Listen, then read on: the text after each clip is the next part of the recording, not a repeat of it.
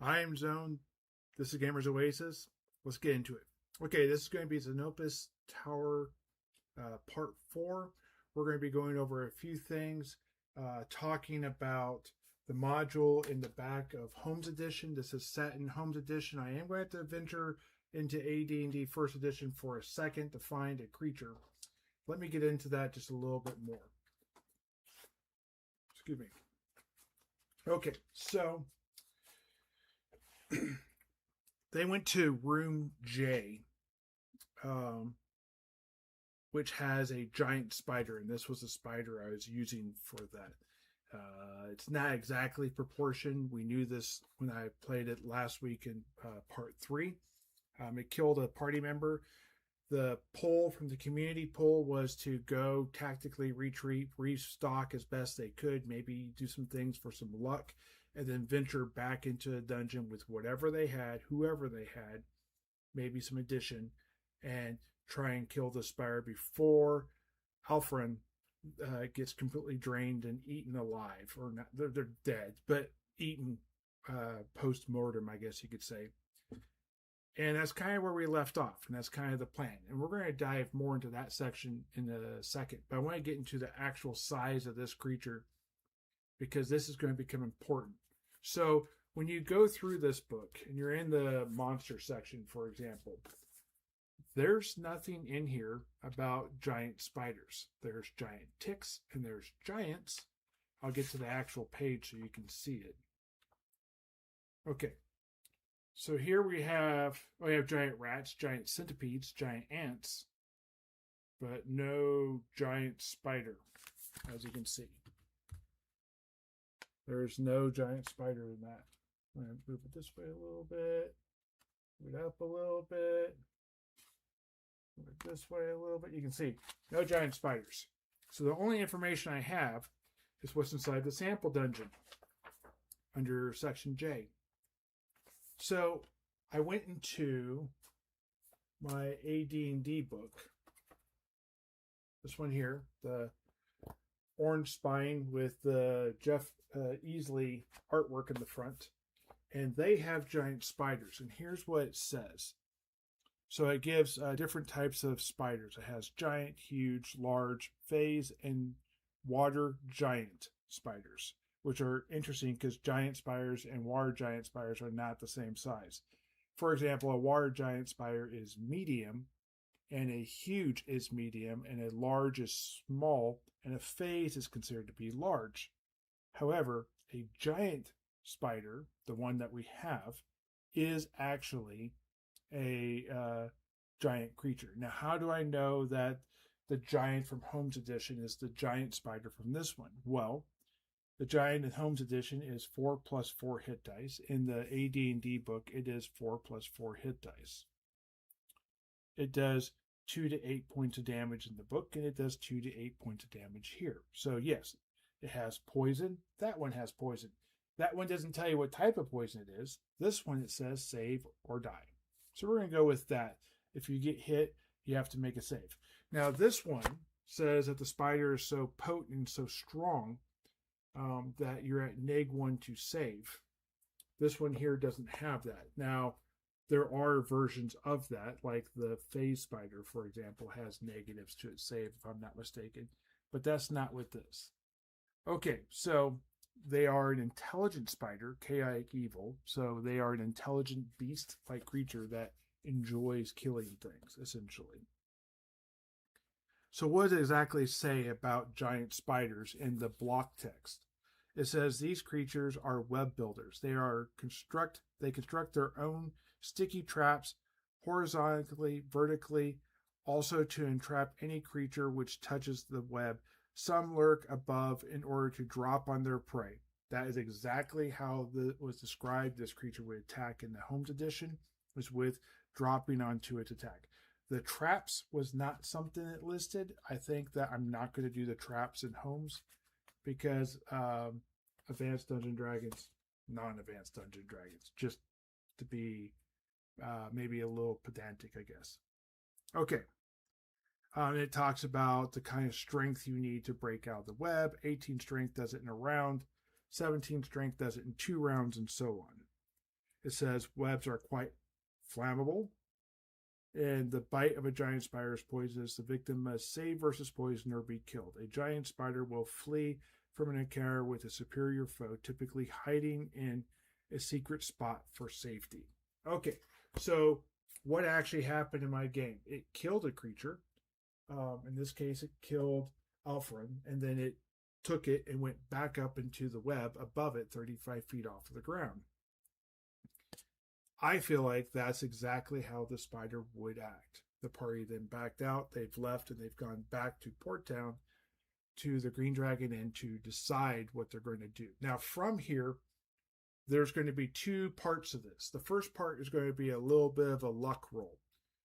The party is going to go ahead and ask people in the bar, patrons of the bar, patrons at these different locations, and they're going to do a monster reaction check modified by charisma to see if they can get anyone in the bar to join them to go back into the dungeon. And if they get more than one, then they're going to have to decide what they're going to do. Now, because they're going directly into a fight, there is going to be a higher pay. Oddberg, the cleric, and Orem, the elf, have both decided to lend gems, 1 or 2 gems each, for 50 gold piece gems, to the cause so that they can go ahead and get someone to join up. And this would be like, normally it's 100 gold to join. The patron pays that. This will be 100 to 200 gold more than that, because you know you're going to jump into a fight. And they want that loyalty, since they have lost someone literally in the same day that they went down into the dungeon, and they're coming back immediately and asking for some help to go fight some horrific, hairy, giant-sized creature, spider. Okay, so that's going to be the plan. I'm going to go ahead and look and see which one is going to be doing the talking out of this group. And then if they make a charisma check, they're going to get a +2.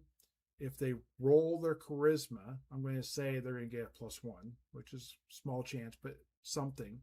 And if they fail it by a small amount, then I'm going to say no negatives. If they bomb it with a 1, I'm going to say -2.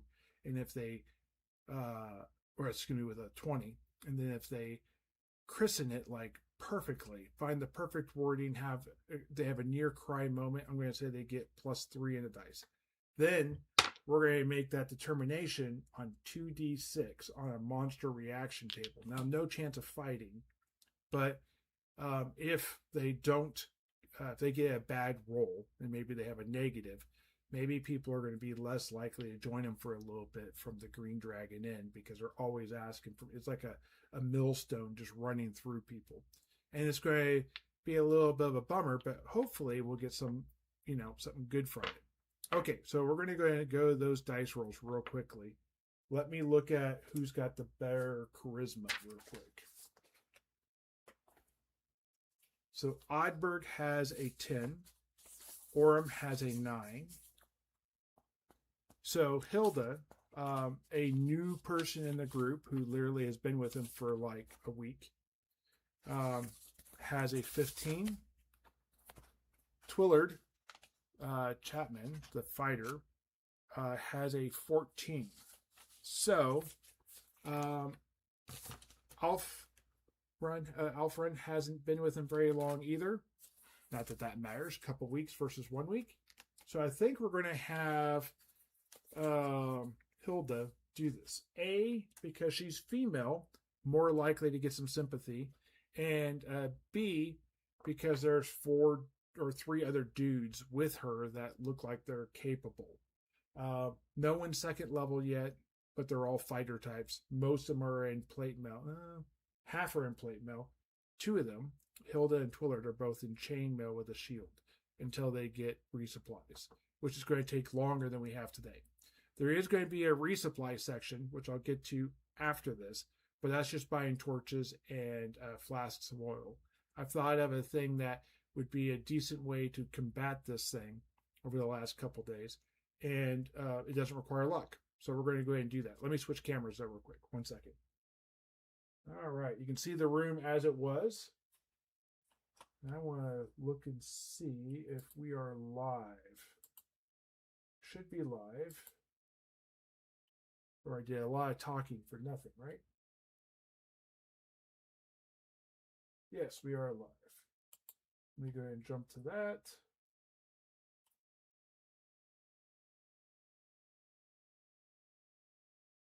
Oh, we actually have a comment already. That's awesome. Oh, you're absolutely right. This is from Justin Fretis, maybe 4817. He's saying, I assume they are saying, if the roll fails, maybe put more money into it to stimulate another chance at the dice roll. And I would agree that is a good way of doing it. Let me go ahead and get my D20. I'm going to move my miniatures out of the way. For those who have not been following week to week, this is Oddberg, the cleric. This is Hilda, the fighter. This is Twillard, the fighter. This is Orem, the elf. And then we have a torchbearer who's actually got a cross, but for right now we're just treating it as a torch. And that is Ronilda, who's a female who may someday join the party. And if she does, she's actually a magic user. But that's not today. All right. By chance, she's a magic user.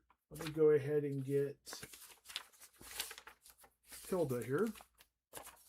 And you can see that maybe right here, I'm going to switch to my other thing.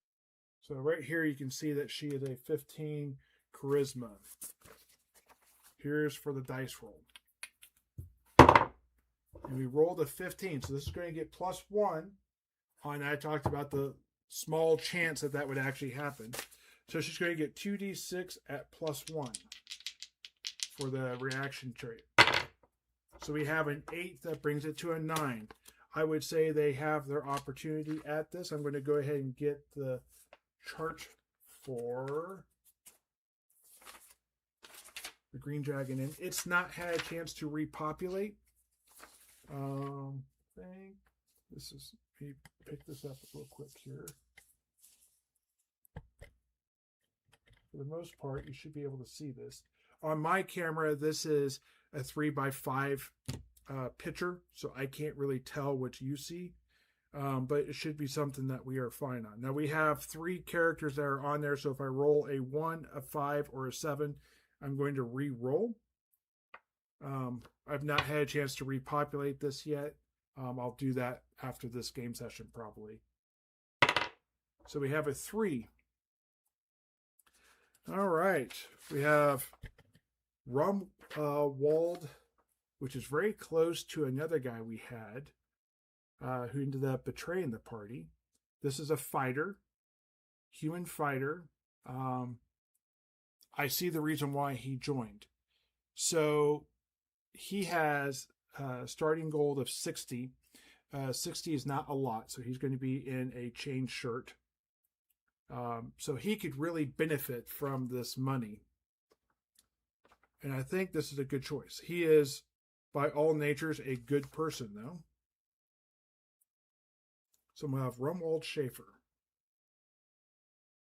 And his stats go 12 strength, 12 intellect, 8 wisdom, 11 dexterity, a 10 constitution, and 11 charisma. And he is experimental and an optimist, which actually makes perfect sense for everything we've just made here. Isn't that funny how sometimes these things work out like that? Let me go ahead and get his character sheet real quick.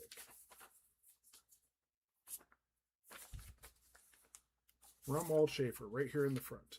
And he has a chainmail shirt, a shield, hand axe, 12 iron spikes, a hammer, 1 weeks of ration, and a small sack. He doesn't even have a backpack. So I did a bunch of character sheets like this because I realized how quickly we're going to go through this between like week 1 and week 2. Figuring I might as well just go ahead and get this done and do it that way. And if I don't use them, it's not like they're gone forever. I'll just use them in a future NPC list.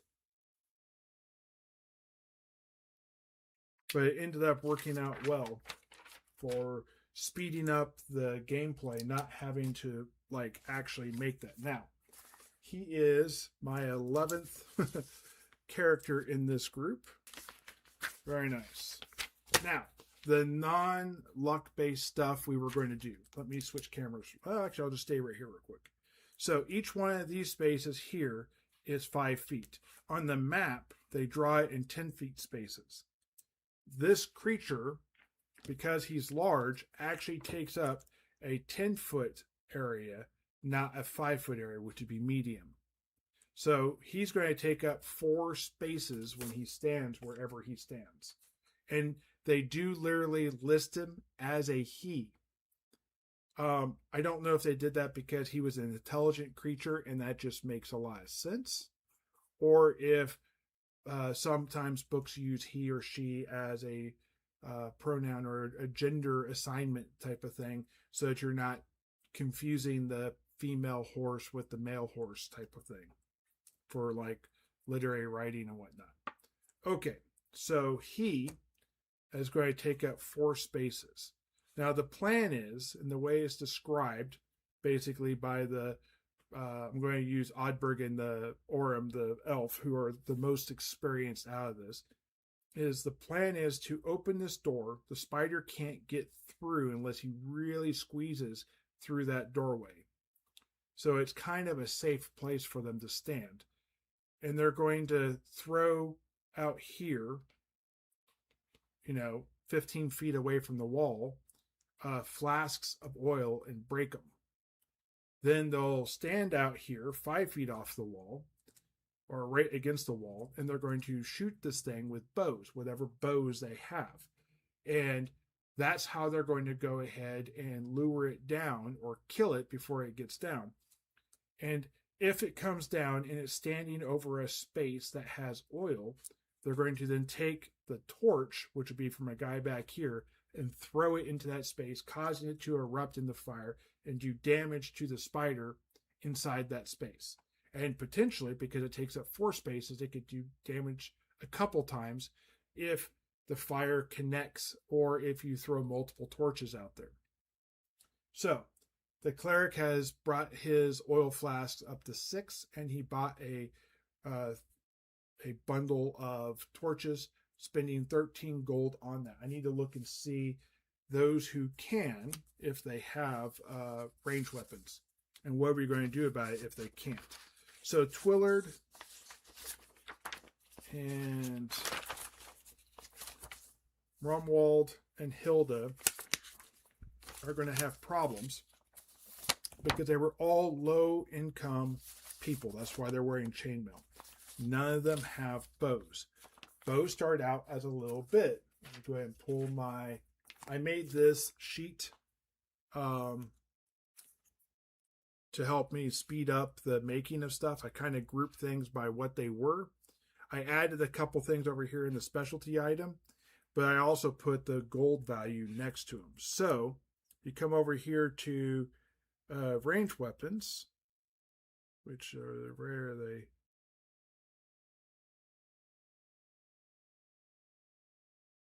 Here's armor, plate. Oh, here they are, down here. So a composite bow is 50 gold, a long bow is 40 gold, a short bow is 25 gold. A crossbow is 15 gold, heavy crossbow is 25 gold. And then it's got quivers and arrows, which are both 5 and 5. 5 for the case and 5 for 30 arrows. I'm sure we're going to get to the point where that actually is going to matter very little. We're just not quite there yet. About 2nd level, that stuff really stops being a thing people worry about. Now, here's the next section we have to look at. Page 20 of the Holmes rules. You have to look at what the minimum range is. Now, the minimum range for everything we're looking at using is 50 feet. So anything within 50 feet is going to be at +1 to hit because that's short range. Anything in medium gets no negatives, no positives, and anything at long range gets -2, I think is what it was, if I remember right. So if we're doing a hand axe, a spear, we can't actually hit a spider 35 feet on the ceiling because max range is 30. Javelins can be thrown, but it's going to be considered at medium range. So we're going to be at -1 to hit, and this thing has an impressive armor class. So we need short bows or light crossbows.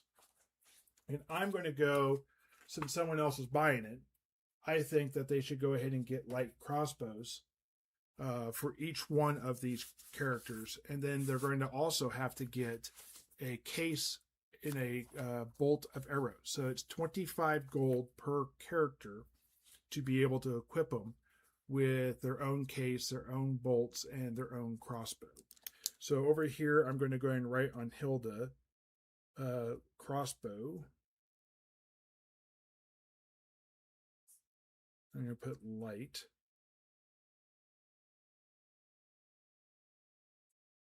Case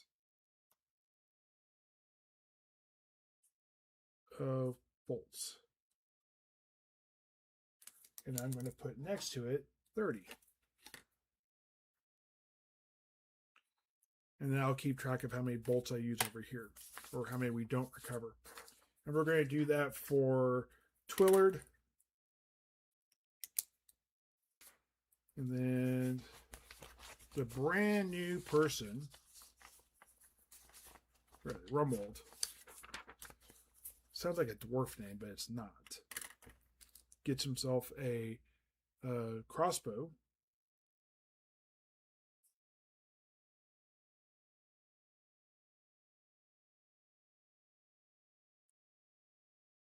And a case of bolts. Times 30. Now, if I was doing this like times 40, or I'm going to equip 10 people, I would say that the town probably would have a hard time supplying that. We'd have to actually check and see if that was available to them. 3 dudes, 3 adventurers. I think that's very plausible. I don't feel like that needs to be a roll. I think it'd be very anticlimactic if we actually did it that way. I'm also not trying to get anything super special like a heavy or composite bow times 3. So we'll go ahead and not do it that way. And I don't know what a composite bow would do in this edition because there's no strength modifier. Maybe just bonus range.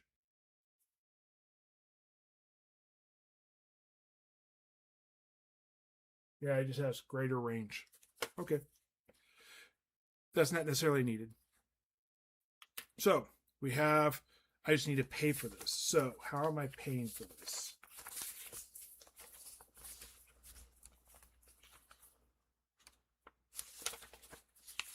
Oddberg and Orem are both going to drop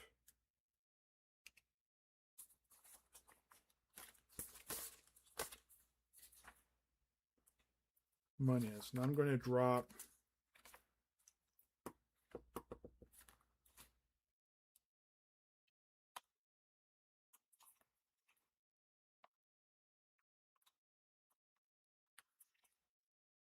so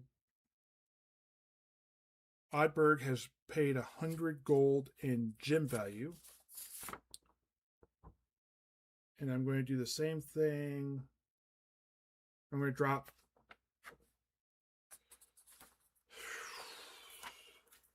we'll get it figured out. We're going to drop Orem down to 31 gold. And then only take 50 gold. So it's going to be Orem's going to pay 75 and Oddberg's going to pay 100. They'll figure it out in the long run. I'm not trying to break it down evenly right this second. So that's the money has been spent. We are good to go. Let's go ahead and get into the adventure. I'm going to go ahead and do some rolls. All right, so Orem and Oddberg definitely know where they're going. They're going to be able to walk directly to this location. It's just past the first room E. It's through a corridor, which is going to be a C, for corridors. And then it's going to go into room A, which is notoriously always had something basically inside it. And then on the other side of room A is room J, which is where this spider is. So I'm going to do some rolls real quick. We're going to do a D6 for the corridor coming down the stairs. And of course, we have Wandering Encounter. I'm going to roll a D12. That is a 9. Go ahead and get this out of the way because I won't need it right this second.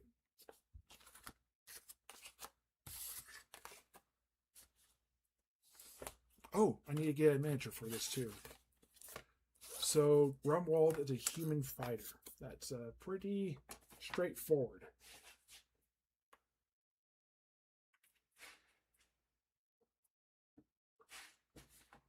Not using one of my guards.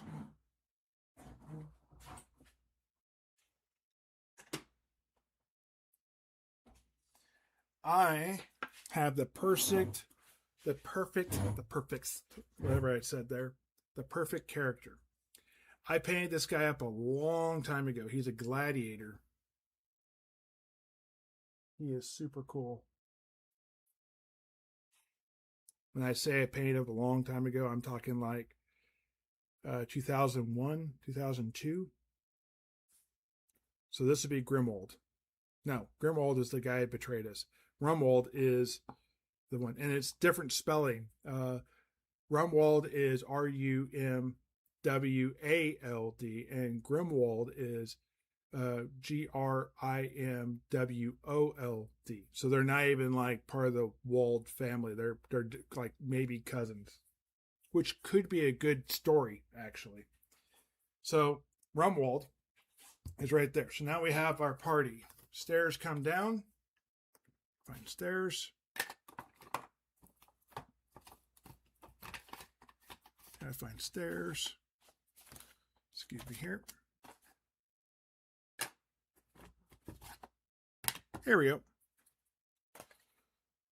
So we have stairs. Come down to a room. Let me get to the actual map. And for those who don't know, I've been doing this for the most part, completely blind. I have read this first section right here, and I have seen the map, because who in the world can't miss this map, right? But I've not read the block text, so I don't know what like P and F and E. Well, I know what E are. E is, but I don't know what the other. So in this one here, we go 20 feet.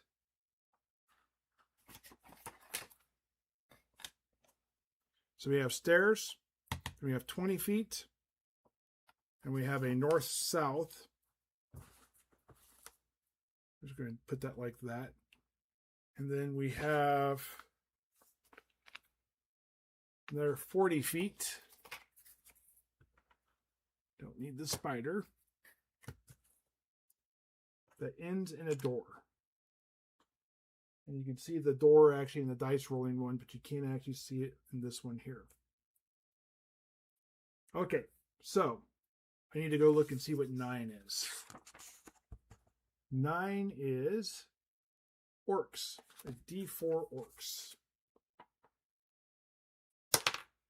So an orc. I'm pretty sure an orc doesn't want anything to do with this. 6. So hear noise for the orc.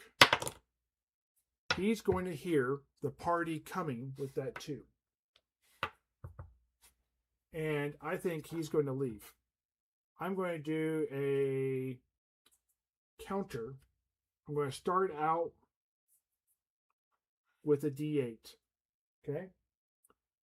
And I'm going to roll that every turn. Every time this dice here switches from 1 to 2 and so on and so on, I'm going to go ahead and switch that. I'm going to roll this dice. And when that dice rolls a 1, I'm going to drop to a D6. And when that rolls a 1, I'm going to drop to a D4. And when that rolls a 1, then the orc is going to come back with reinforcements, which would be bandits, goblins, or more orcs for the most part. I'll roll a dice to see what it could be because there's technically other things in here. But if it doesn't make sense, I'll just default orc. So, for example, Sturges don't make sense unless it's running away from Sturges. Gelatinous cube doesn't make sense. Okay, elves, dwarves don't make sense unless it's a captive. So it's not going to engage. That fight doesn't happen. It decides to leave. It's tremendously outnumbered, and it made its listen check. We're going to get over here to this E right here. I'm going to do a is it populated roll. 4. It is not populated. Oh, we're going to do some checks. Here's for the hear noise. No. And then the next one, we're going to have him take Nodic spot. So if you're, we have, no, not, he'll take elf spot.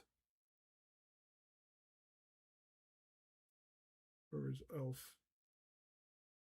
Elf was the third one in line. So we have Orem and Hilda up front. So it goes like this. And then we have Rumwald. Then we have a torch. Then we have a cleric. And then we have Twillard in the back, paying attention to the back with his new crossbow. Okay. So, first one failed. Second one failed. There's nothing in that room. They know it's not trapped. They gotta push open the door so they don't have to bust it down. We get on the first try. Push open the door, make not a terrible amount of noise.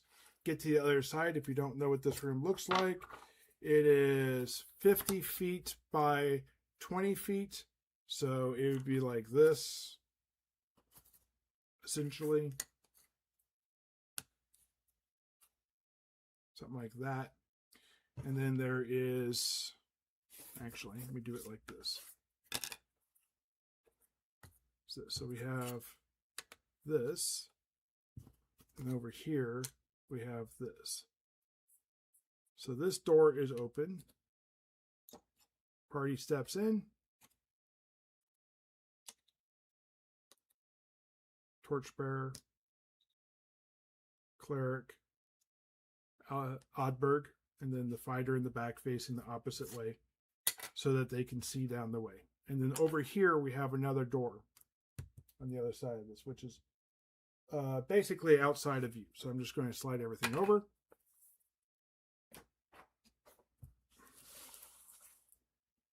Right here. I'm going to roll to see if anything in room A. No, we don't have anything in room A. They're going to try and push open the door. They do it in the first try. We're getting pretty lucky in this. I'm not going to put this next room up.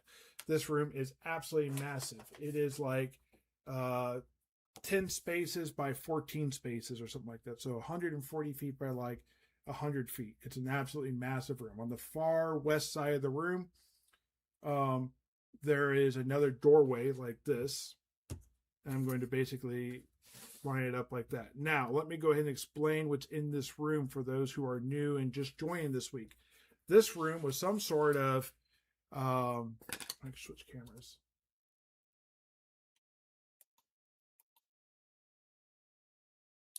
So the room A is a very large room that was one time occupied by a bunch of goblins. And there was 5 different beds in there and a bunch of different chests and this type of stuff. And there's some tables where people ate. So it's some sort of like barracks / like meeting room that people would hang out in and then go from here into other places. And that's essentially what this room was. And on the far side, we have the hallway to room J. In room J, as we were saying earlier, is 50 by 60 feet, and there's a 20-foot hallway on the other side of this door that the party has been to. So they know this also is there. And I'm going to go ahead and just put that like that. Oops, let me get back to the other camera.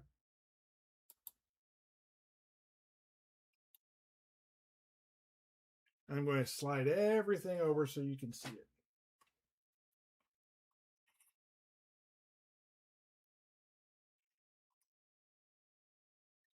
Now imagine this room here is massive. This one here is just all sorts of massive. And then on the west wall, which this is the west wall, there's these two doors. So we're going to go ahead and open that door. We are fine. We know there's nothing there. This is too small of an area to have a creature normally. So we're going to put that there. They're going to march into this room. And now we're going to get set up for the big fight. Now we're going to go ahead and have the cleric pull out his torches. And he's going to essentially ready himself to be able to throw the torches. They're not going to have the torchbearer throw the torches. They're actually going to utilize the cleric. Part of this is because they don't want to put the torchbearer in a bad spot where they might get injured or hurt. The torchbearer is the most logical choice to go after, and they don't want that. So this is 60 feet north to south, and the room goes essentially right there. I'm going to slide this over just a little bit to get this off the edge. And then we have a door that is right here. I need to be 50 feet wide, so it needs to be out here, which this room is obviously, I need to go more over because it's even bigger. There's that door. Yes, that's good. Even with that, it's still, I'm going to, when I get in here, I'll go ahead and just, for the other part, this really doesn't matter a whole lot. There's a doorway there, and I need my other door token wherever it is. Oh, it's back here. And it is in the south, like right in the middle. Okay. So they know the spider was in here unless it's moved on, and they're going to go ahead and push open this door. Nope. And then Orm. Nope. They'll have Rumwald. Nope. They'll have the cleric. All right, the cleric finally does it. We almost had to resort to really damage. So the door vibrates around, makes a lot of noise. They eventually get through the door, though. No problem. Excuse me while I refill my drink, or my drinking of drink. So, this is here. This room is completely black. But we're going to have the cleric, Oddberg, come over here and start put his lantern down. I'm going to say also, we're in round 2. Let me roll my D8, or turn 2. We did not roll a 1. We're going to put a lantern down. So I'm going to put the lantern with a blue. And essentially it's going to be shining out. And he's going to throw and try and land a flask here, and like here. So we're going to try and I'm going to put little white tokens here. So if he can,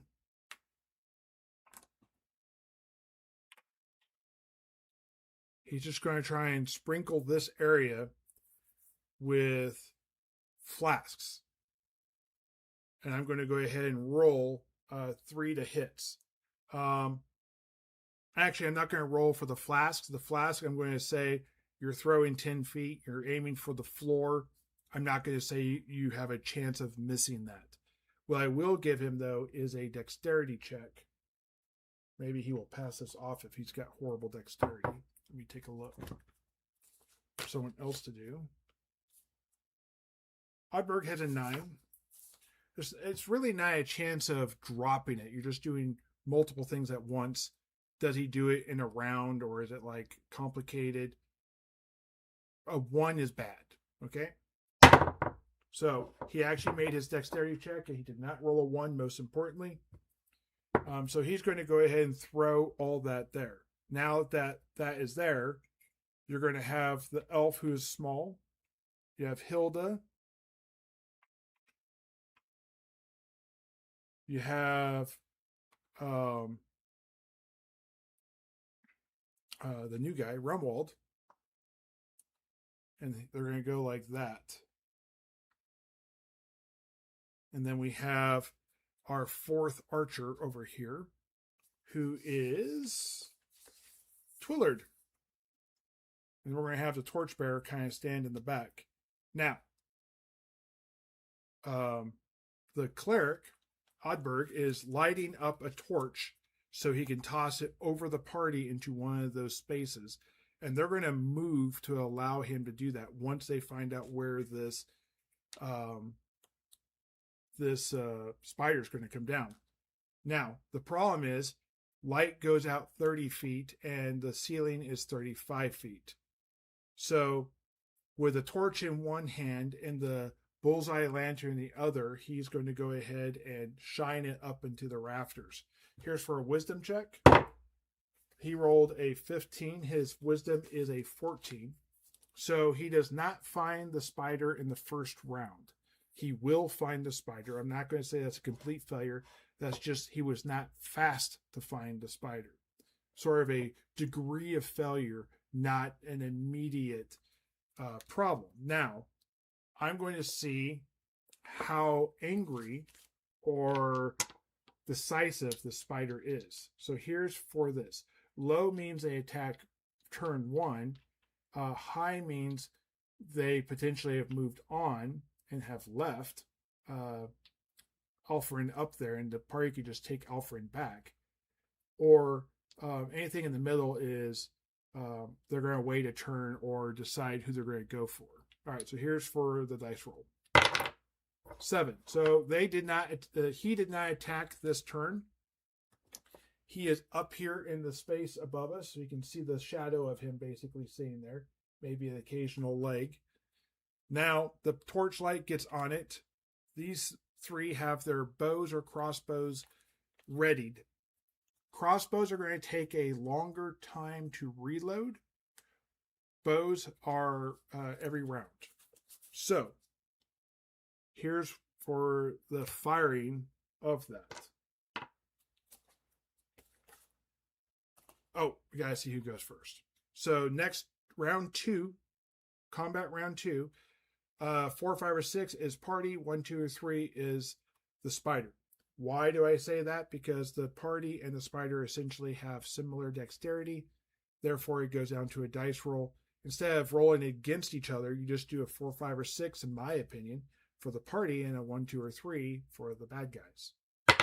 Simplify it. Okay, party goes first. So, we're going to have Twillard fire his bow, or crossbow. So that is going to be a miss. He needs to roll way higher than that. Hilda is going to roll a 4, and that's a miss. The elf, Orem, rolled a 17. That hits base roll, doesn't have any problems. Because it is short range, they get +1, so they really need a 16. That's going to be a d6 damage. Woo, for 6 points of damage. The spider has already taken, now it's only been a couple hours, maybe, since they left. So the spider still has damage. So he took an additional 6 points of damage. That's a lot for that spider. That gives it a total of 14 points of damage, which is not half. I want to just say that clearly. And then we have Rumwald going in for the last one this turn. All right, so Rumwald misses. Now, Spider is going to choose 1 through 4. Everyone essentially has the same armor class. Is that true? No. I'm going to say it's a little bit different. So Rumwald actually has a slight benefit. If this thing has any level of intellect, he is not likely to be attacked. So I'm going to say that we're going to do this as 1, 2, 3, 4, 5, 6. So I rolled a 5. That means it's going to go after Twillard. So Twillard on the end is going to be where the spider is. And, ironically, it's going to be not in any of the oil. They're going to have to throw more oil to be able to get this on there. Now, will he hit Twillard? Here's for the attack roll. Twillard is AC 5 because he does not have his shield out. A 5 will miss, but not by a tremendous amount. The hit of these guys is pretty insane. I think he needs like he needs like a 14 to hit AC 5, 13 to hit AC 5, and then when he drops to a 4, he needs a 15, then a 16 for, or a 13 for. I'm going the wrong way. He needs a 10, and then he'll need an 11 when the shield is equipped. Backwards in my head. Okay, so the spider's over here. Again, not quite this space. He misses Twillard. So Twillard is not knocked prone, is not sent into the wall, does not necessarily get bodied, is going to drop the crossbow, pull out his sword and shield, and then we're going to go into the next round. Everyone is going to step out and go into this, or go across. So you have 1, 2, 3, 4, 5, and then he'll be able to get there. Orm's going to come over here with a spear, because that's what he does. And then we're going to have Hilda do nothing. And then we're going to have Oddberg come over here, ready himself another flask, and he's going to throw the flask. So this turn he throws the flask, next turn he can light it. Ronilda over here is going to move closer to the door to keep the light where the party can see. Not that there's a problem with light with the cleric holding literally that and then holding a bullseye lantern. So we're going to leave the bullseye lantern here. And then he's going to step in there with a lit torch, and he's going to grab another flask to throw it down at the feet of the spider, or underneath the spider. Okay, so here is for Twillard's attack. That is going to be a miss. Then we have Hilda. That is a 13, which is also a miss. Orem with the spear rolled a nat 1. The way I do this is it's not a dropped weapon automatically. They're going to roll a dexterity check. A 2 is fine. They maintain their weapon. It doesn't automatically hit an enemy. It doesn't automatically go flying across the room. It just means that maybe it got caught up on something and it's a potential problem. But they're able to navigate it. It doesn't look graceful, though, whatever the situation is. So we go over here to Rumwald. Rumwald with a 14. A 14 does not hit, unfortunately. So everyone missed. The spider goes into Twillard. Rolled an 8. Twillard has pulled his shield, so he's now needs an 11 to hit. So he misses Twillard. We're going to go back into the next round of combat. This here is going to be another fight. So here's for Twillard's attack. A 14 misses. Hilda misses.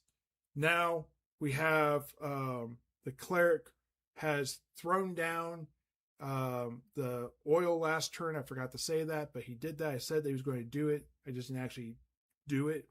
Now he's going to try and fish in a torch to see if he can hit it. He needs to hit AC 10. He has a 19 THAC0 essentially, so he needs a 9 to hit. A 7 misses. Now, the question is, which direction does it go? We have 9 different directions it can go. I'm going to roll a d10. So 7. 1, 2, 3, 4, 5, 6, 7. All right, so it's going this way over here. So it's a complete blunder. The actual oil is here. It could have been worse, because it could have hit this one right next to Hilda. Not that it would have caught Hilda on fire, but it just could have been worse.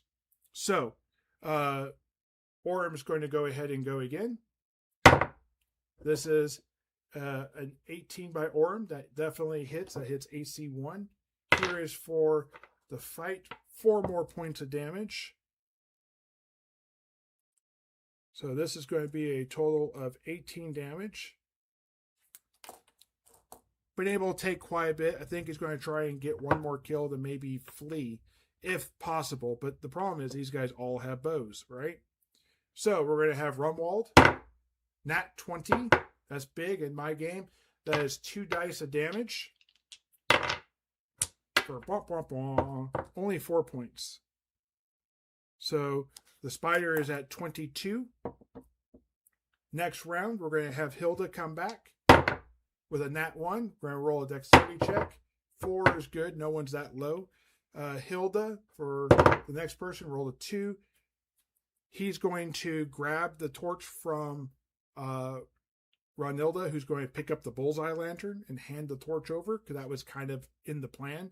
And he's going to toss that one in there as another attempt. Needs to roll a 9. A 12 does it. Hits the fire. Now I need to look up how much actual damage a flask of oil does. Let me switch cameras.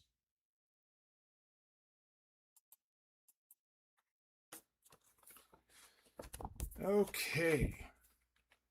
So flask of oil is kind of in a weird spot.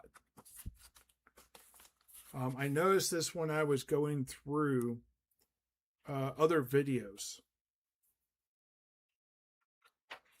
So you have items over here. Talks about additional classes. There's a literal section for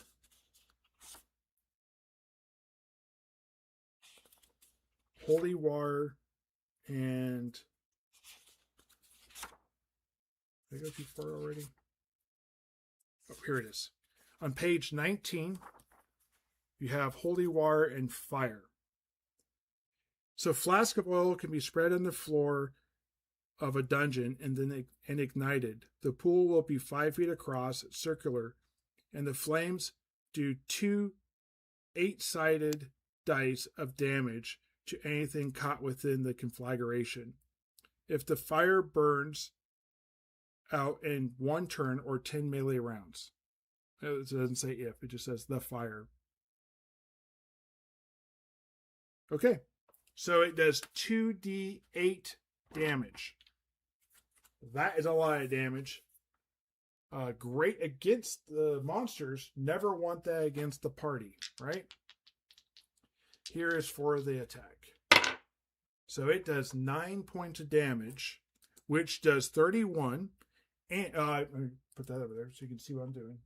Both hands right here, right? Just moving this over here to switch the camera. And you can see right here, 9 points of damage. Bringing that total to 31, which is exactly how many hit points this creature has. I was telling a buddy of mine today about how crazy that is. That has 31 out of a potential of 36 hit points.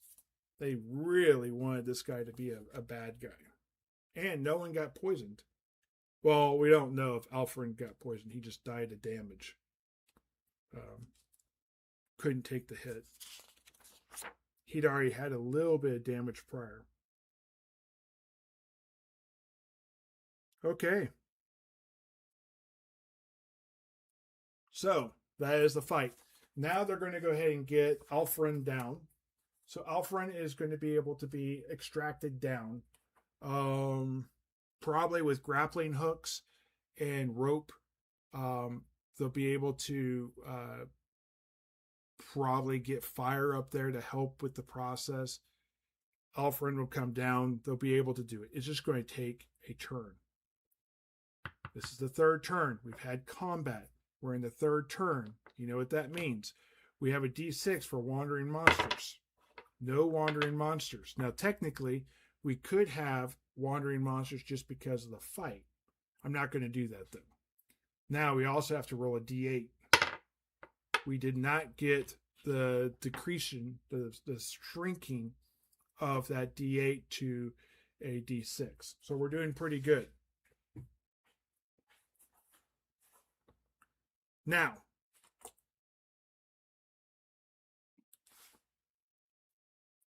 what is the party going to do?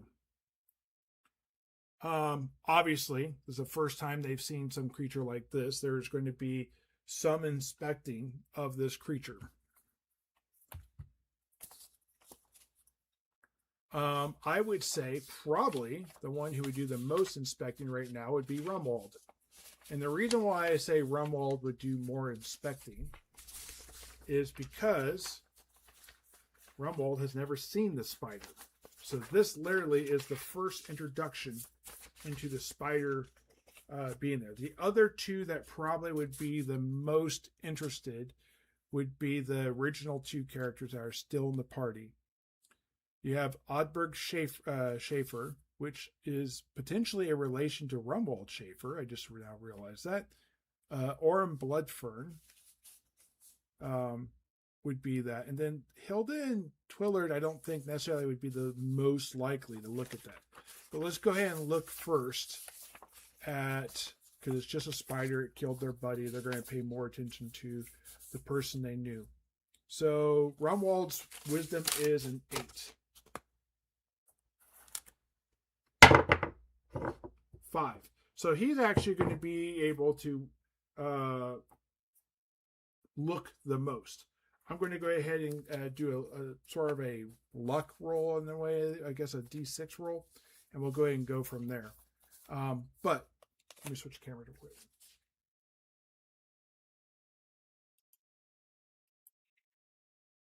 So I'm going to be doing a community post today, or not today. Today is going to be the follow-up of what happened today. And I'm going to do like sort of a debrief like I do generally talking about today.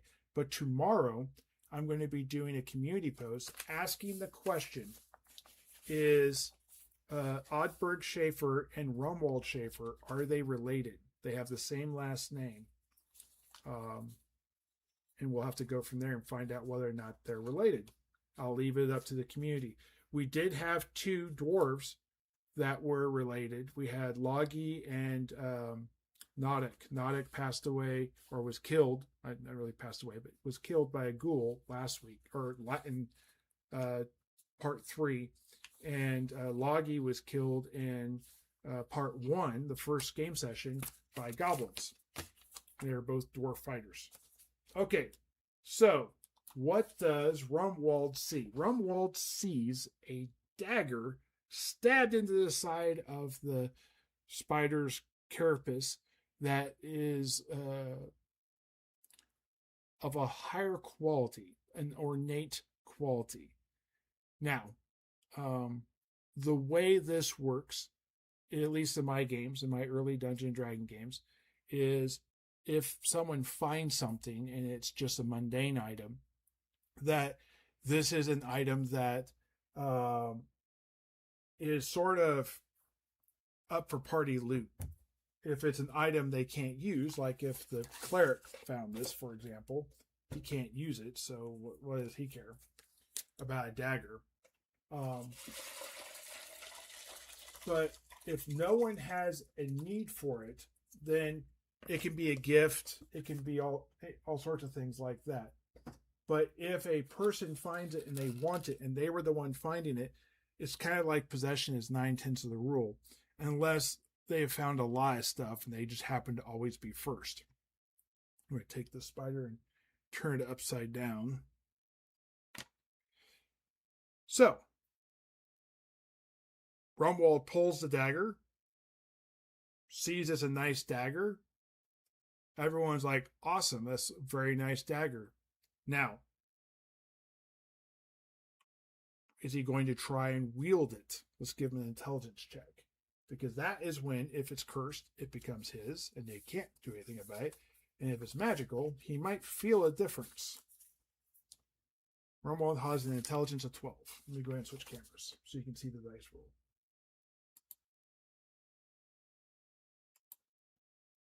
And I want to look and see.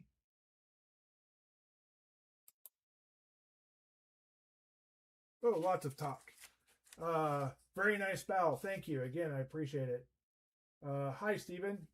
Stephen Kennedy 4130. Real quickly, I noticed that last week I did not see any of your messages. Yes, these orcs are the Dwarven Forge pre-painted orcs that came out in like 2000. I have others, the skeletons like that. Like the skeleton right here, for example.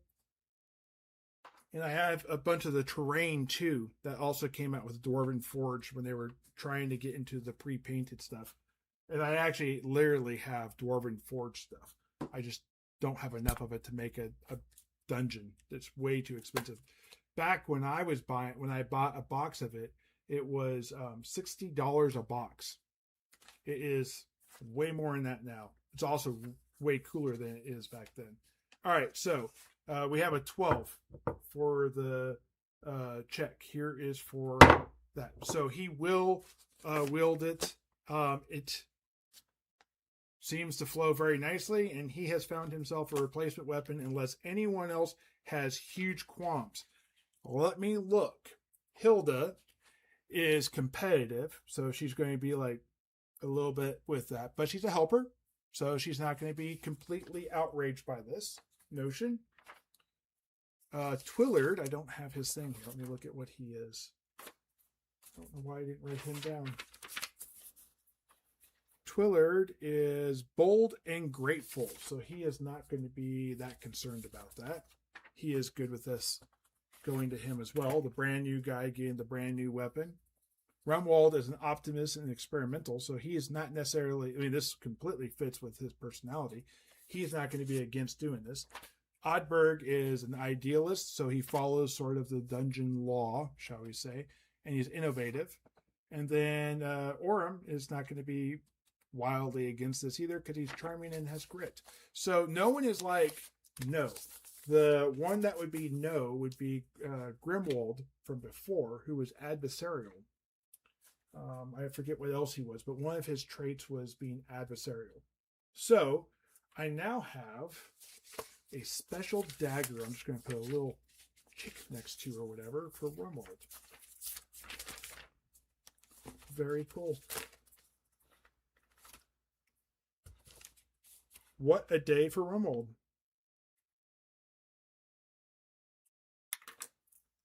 I said Rumwald and I wrote Rumwald. Isn't that funny? Let me go over some of the other statements that were said. He says, Orky, a D8 for 2 rounds. I don't know which part that was. Oh, can they get the poison off of the spider?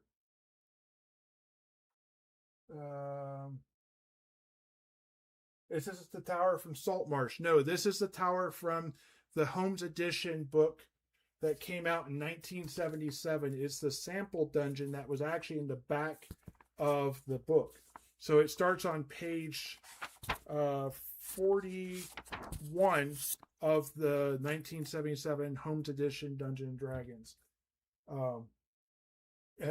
They probably had something like this also in the Red Box, but no, Red Box came out in 1983. That it was a little bit later in that. Yes, the orcs and skeletons are very brittle. I also have the lizardmen, though. We're getting into the miniatures a little bit. Let me see if it's this box. Where's it at? I think it's this box. Maybe it's this box. Remember these old Chessex boxes? Yeah, they're really nice until you have to get into them when you need to. No, this is kobolds. That box literally says undead, so I don't think it's in that one.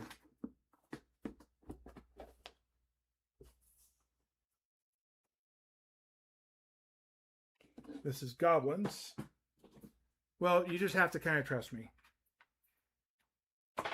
I have the set of lizardmen too, somewhere. Oh, they're over here, I bet.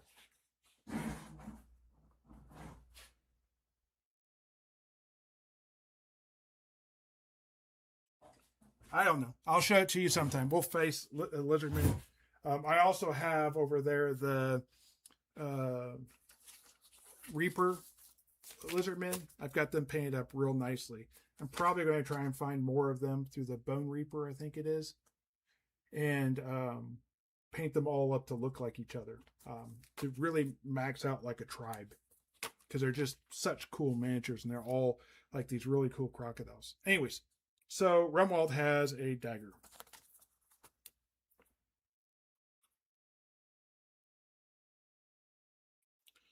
And I'm going to do a little bit of a card or something, a little bit of thing to show that it's special, a little bit like what it looks like. The rules really don't say a lot.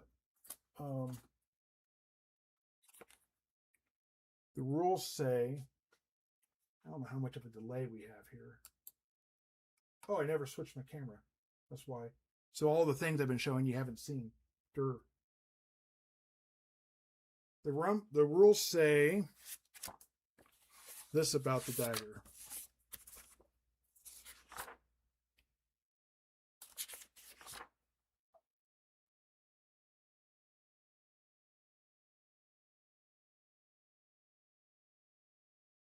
It says that there is a dagger that is embedded in the spider's body, eventually a souvenir for some previous battle. It can only be found if the beast is killed, essentially. They say cut open, but that's essentially what has happened here. It got chopped to pieces. So yeah, that's where we are with it. Now, I'm going to pull this off of the thing. And then I'm going to actually switch camera angles like I thought I did.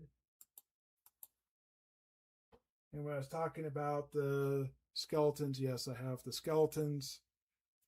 I have the orc bowmen with the actual bows, the strung bows with the actual strings on the bows. And somewhere around here I have lizardmen. I don't know where they're at right now. And I have dwarven forge stuff like that from back in the day. Okay.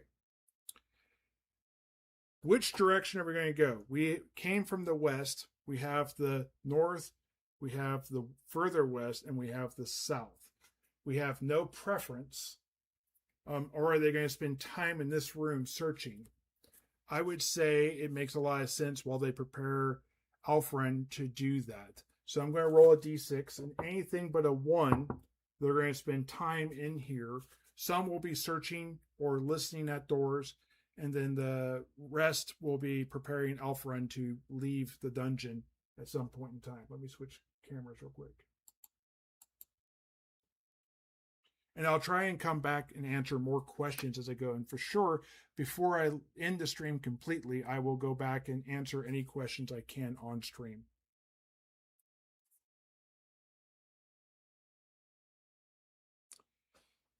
Let me get to the map.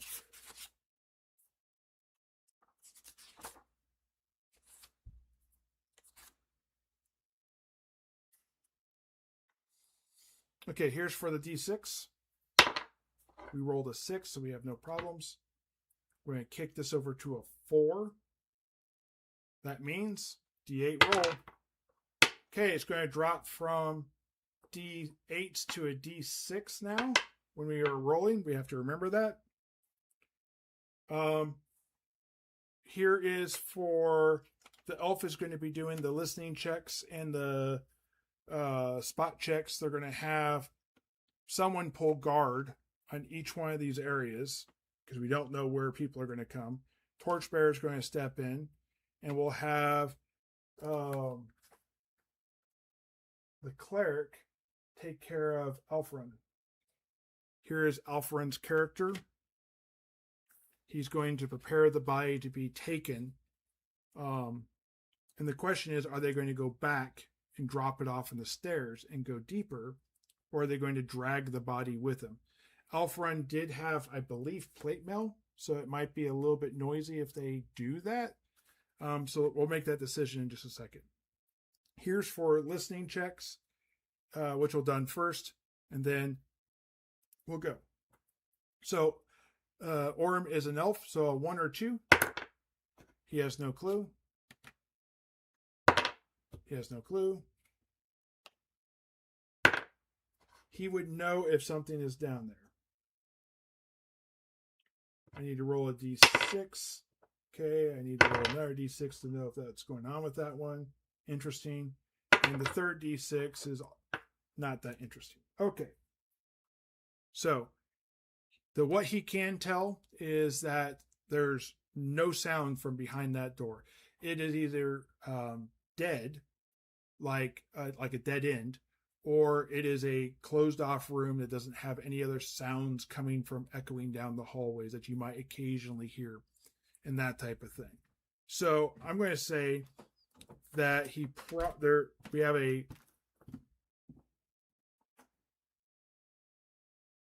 have secret doors. Now I know there's no secret doors here, but we're still going to have him roll. I'm going to say it's going to take 2 more turns to do secret rooms, because that would be logical. They would search for secret rooms in this amount of space. It's going to take him 2 turns. Unfortunately, I don't need to roll for that, but I need to roll a wandering monster for the d6 here, and I need to roll 2 d6 to see if the orcs come back or become a problem. So no wandering and no wandering. This is for the need a 1 check for the orc problem. No, and no, we are still d6s. Perfect. Okay, they have searched this area. There is no more secret passages. They have no noises they've heard. I'm going to say there's a slight advantage to doing this. I'm going to roll a d6. I'm going to say on a 1 and 2, they're going to take Alfred to the inn, drop her off, and then come back. And on a 3, 4, 5, 6, because for whatever reason, Orem likes this way because it sounds like it might be a dead end or a closed off space. All right, so here's for the dice.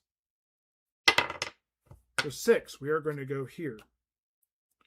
Party is going to rally up around us. Hilda is going to go there, here. Got to get my people back in order. We have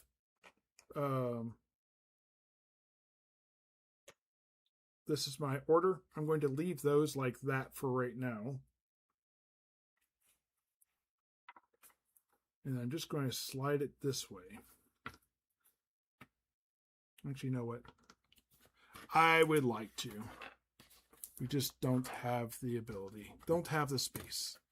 But I am going to put Hilda over here where I can see her on my computer, because she's in room J, wrapped up, ready to travel, basically in a bedroll, essentially ready to go.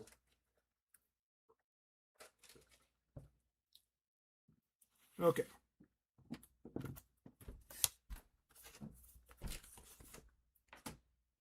And this is going to go into a room that has a 10-foot wide space. Get this right here. And it goes to a 40-foot.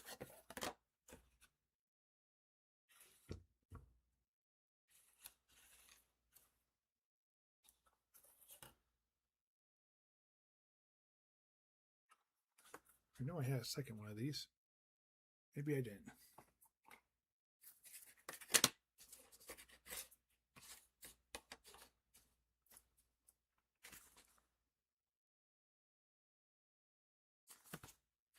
So it actually is going to go like this.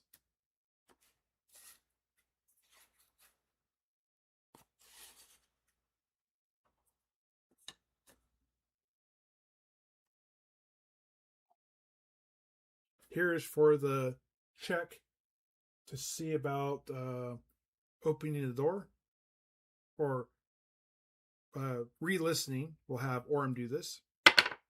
And then we'll have Hilda do this because they're going into it. Here's for Hilda to open it. Nope. Here's for Orem. Nope. Here's for the cleric Oddberg, who has his torch back, and he is fine. No, it's not torch, his lantern back. They have given the other Ranilda, they've given her another torch, so she is ready to go. We are on turn 6, which means we are using another flask of oil. So here is for the oil. Here is for the new torch.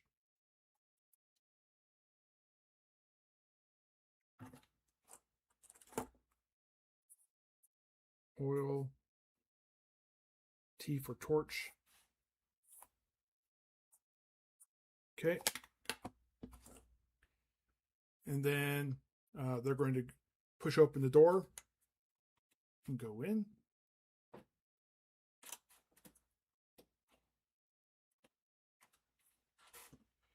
They see a room with no light. There's no obvious signs of conflict. I'm going to go ahead and roll a d6 real quick. We have a 3. Okay. And let me go look at something real quick. Okay, so here is what it is. They're going to look around the room as they step in. They're going to bring torchlight in. Here's with the bullseye lantern. This is a very large room. There's no apparent exit into this room. It just is a room. And then it dead ends here. So it's sort of this shape right here. They have enough light to look around it. Here's for a wisdom check, generally, of the party. Nat 20 is bad. So I'm going to say they do a quick once around. They realize there's no monsters there. They lose their interest to go any farther, and they turn around and walk away. And we will never know if there was unguarded loot maybe in a bag in the corner because it was covered by dust. And I rolled a nat 20 at the wrong time. Okay, so this is a dead end. We have finally found a dead space. There's no farther you can go. And we're going to move on. So now we have these other 2 rooms. They've decided they're going to continue to look into this. So 4, 5, or 6, they go north. 1, 2, or 3, they're going to go further west. They're going to go north. All right. Let me go ahead and set that up. I'm going to pull everything away and then just set it up with a room. Give me 1 second. While I do that, let me go ahead and switch cameras.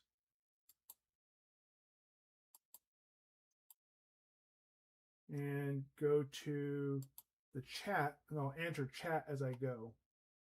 Please see, is this old? Is this new? Okay,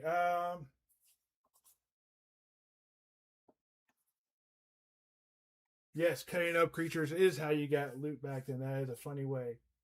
Adventurers left? No, the adventurers did not leave. They've continued on. Started with Holmes. I ran BX and ASSH these days. ASSH. Let me trying to think of what that is. Probably something I know. I just not connecting in my head. Then we have I was BX running with OSE, which I know. Loved it. Much fun. Fun watching Zone play. Cool. I'm glad you like that. And someone else said right on. Perfect. So I ran a BX campaign for about 2.5 years. We did Rhymus Keep, which is in the basic box set, and we did B1 and we did B2. One of my regular viewers was actually there for Rhymus Keep and for B2, or at least for most of it. With B2, they got all the way to, literally to the end. They were down to the last push, and they decided to take a break, and we never got it completed. It was a long campaign. Someone talked about Heinrich. Heinrich was the cleric in that group. He never died. He was the only original character that was still there. And he was actually 5th level by the time we were completing B2. So I had to either advance the creatures or just have him win a little bit more. And I decided to just have him win a little bit more since he was the original character. And I didn't want to necessarily just brutalize him. We did a little bit liberal on the XP though too. All right, let me go ahead and switch camera angles. Yes, they made it to the temple. Yeah, they were so they actually took down the gnolls. They charmed the ogre and used the ogre to help kill the gnolls, and then they were going into the um, the the temple itself proper when they decided to take a break. But they had basically wiped out all the areas. They'd been to the Cave of the Unknown. They basically had zombies and skeletons and that type of stuff to face, and then the end fight. But who knows? Maybe that party will happen again, or I'll run that module again. Okay, so here's where the party is. We're back to this. There is a hallway on the other side. And I'm going to put this like that. So we actually had a fire here with the burnt corpse of the spider was right there. So we're going to move this. This is gone. It's burnt up. But we're going to move the spider out of the way so we can have people here. He's not up front. He's in the back. Being up front, by the way, is not necessarily the best place to be. And being in the back is not necessarily the worst place to be. Or the best place to be either. Because sometimes you get attacked from behind. And that's just a bad, bad day. Okay. So we're going to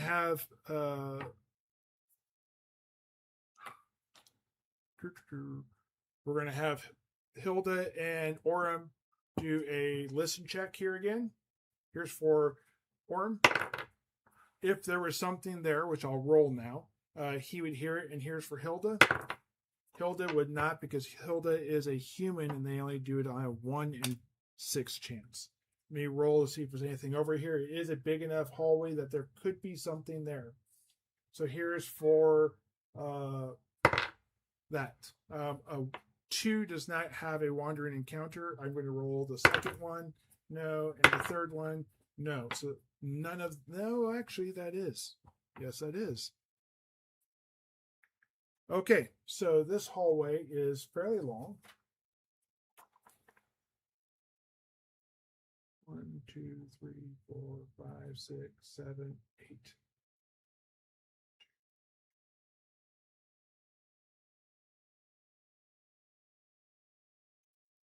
Okay. So this is 40 feet. So the light goes out to basically the end of this, but it continues. So as they continue into this hallway, I'm just going to essentially remove the space behind them.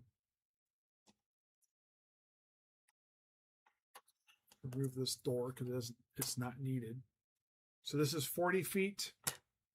And then we have an additional 40 feet for a total of 80 feet. And that is where we have stuff happen.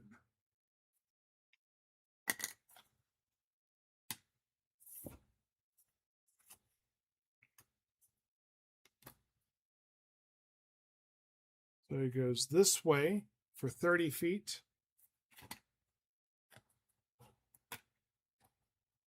It goes this way for an unknown amount of distance.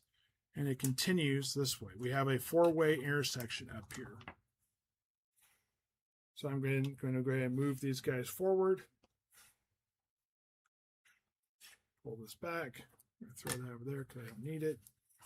I'm going to move this because I don't need it.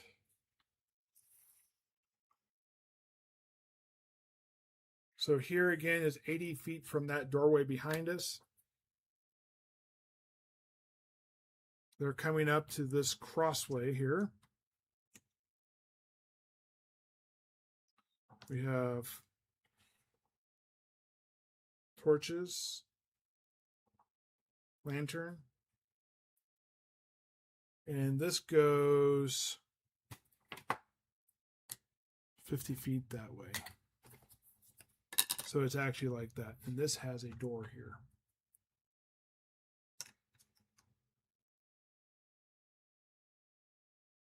Actually, I'm not going to use this door.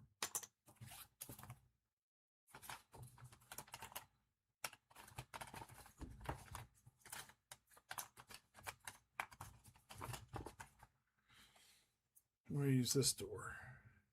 It's a double set door. So instead of being a 5-foot wide doorway, it's a 10-foot wide doorway. And these tiles come from the Paizo. No, excuse me, the Paizo. I got some Paizo stuff too.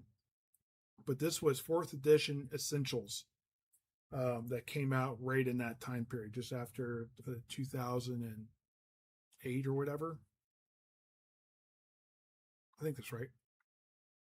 Okay, so the best thing that came from 4th edition was these tiles, in my opinion.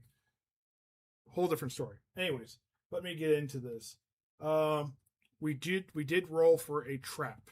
I'm going to say right here in this cross section there is a trap.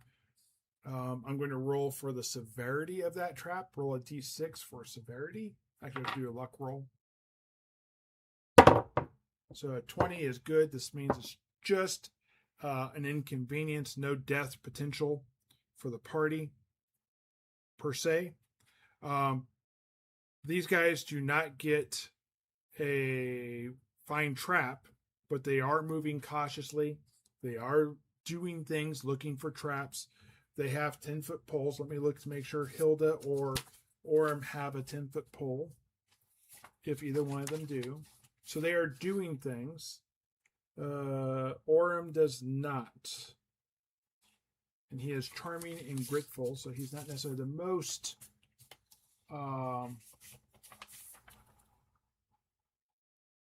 Hilda is a helper and competitive and does not have a 10-foot. So neither one of them have 10-foot. Prior characters had 10-foot poles. I don't know if anyone does right now. So I'm going to roll a d6 to see if they set it off. Here's for Hilda. No. Orem. No. I'm going to give a d10 check. So a 1 or 2, they notice it. No. Now they're looking around here. They're asking for torchlight because they don't have enough light. With this, they're able to see a little bit around the corner. Here's for Ronilda. Nope.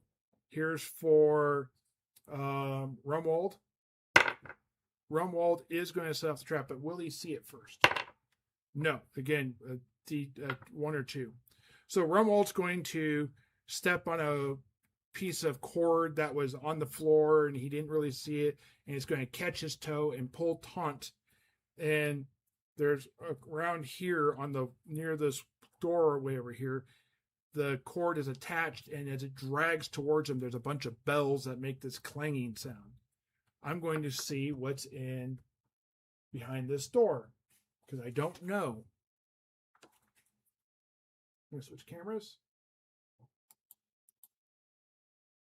and check and see if anyone said anything.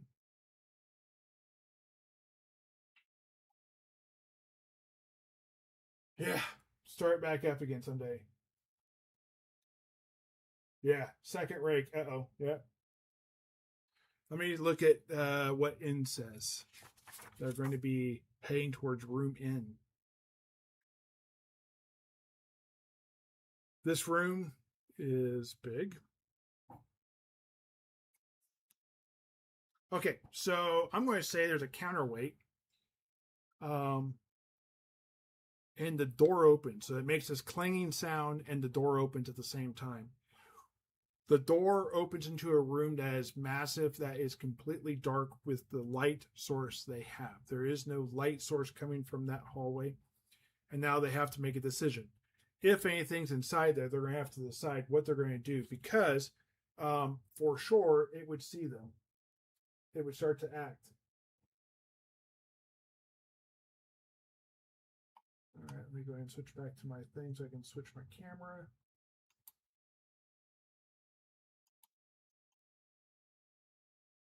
So down this way, these doors open to a very large room. And there's some bells over here that were set off. Obviously, it has drawn the attention of the party. They're going to step over this thing. And the Twillard's going to pick a direction. 1, 2, 3, 4, 5, 6. So he's going to be facing this way to check and see if there's anything coming from down that way. So with the bullseye lantern, which has like a 90-foot line of sight, he doesn't see the far side of that wall. He just sees into the room.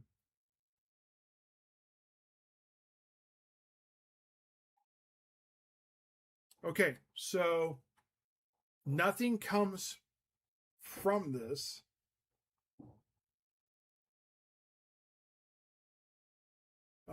And they have to decide. So I'm going to say on anything but a 1, they're going to go into this room. It just makes sense to do it that way. So they are going to go into that room. Let me go ahead and remove these hallways. I just don't foresee a direction they would go outside of that. I'm not saying these other directions are not cool or not going to be awesome to get to. I'm just saying I don't foresee how they ignore it. I'm going to have him move up to the doorway to be able to look in. We have this here. You can barely see him on there, which is good because I need all this space over here.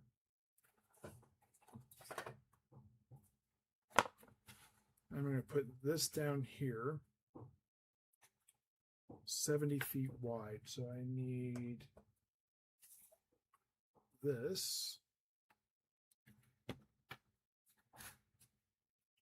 Yeah, the room is 70 feet wide, but it is well over the length of the torchlight. That should say something by itself. Ooh. Actually. Ooh, I like this even more. So these sarcophaguses are not in a hallway that's blocked off. Where the hallway actually ends is right here. And there are alcove and destroyed wall sections over here. And then this actually continues more. There's actually 3 of these tiles long. There's not as many coffins as you see here. There are a total of 10 coffins. Some are open, some are closed. That's what I will say. Party's going to step into here. Nothing attacks them.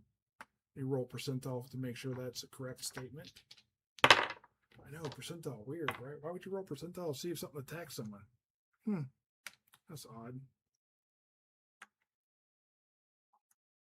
He's going to come right here. Mr. Twillard.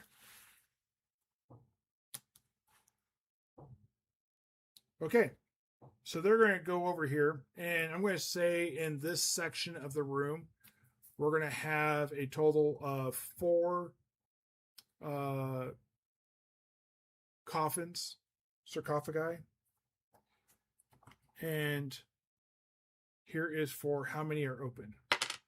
2. So 50% of these are open. The other 2 are sealed. When they take the bullseye lantern in here and they give it a little bit of space to breathe around and look around, this room is 70 feet wide and 120 feet long. There, on the north part, there are sarcophaguses basically everywhere. There's a total of 10 sarcophaguses, and 6 of them are still sealed. 4 of them are already opened. Did I say that right? Or did I get that backwards? 6 have their tops off, and the others are closed. Give me 1 second here.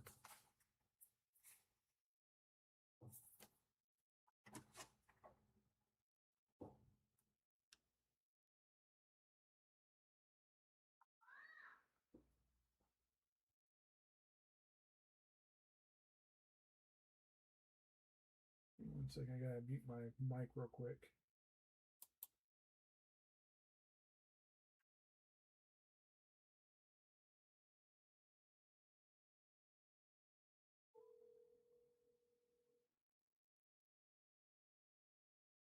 Hey, May's calling for you. Bye. Okay, I am back. Sorry about that. My daughter was yelling for my wife, and I wanted to make sure she knew it because she was in a different part of the house. Okay, so we have 6 sarcophaguses that are open. We have 4 that are still shut. So it's not quite as many sarcophaguses as you see here, but there's quite a few. And then along this wall over here, it is a lot of destroyed, and there's a lot of like openings that go farther north into that area. Let me show you on the map. Oh, I really can't show you the map. Let's just say, especially on this half of the room, a lot of the wall has been taken down.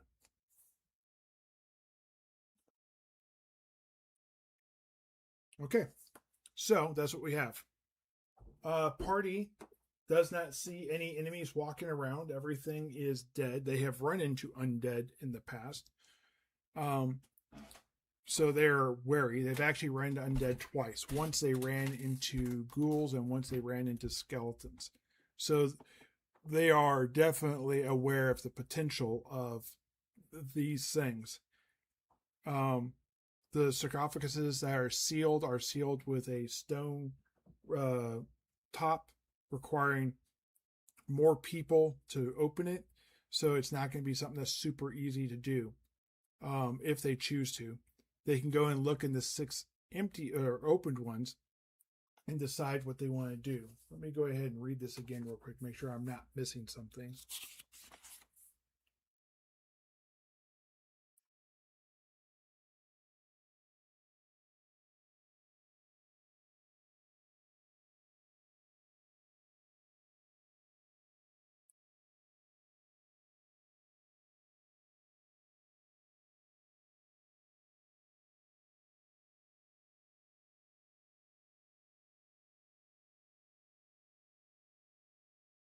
Okay. So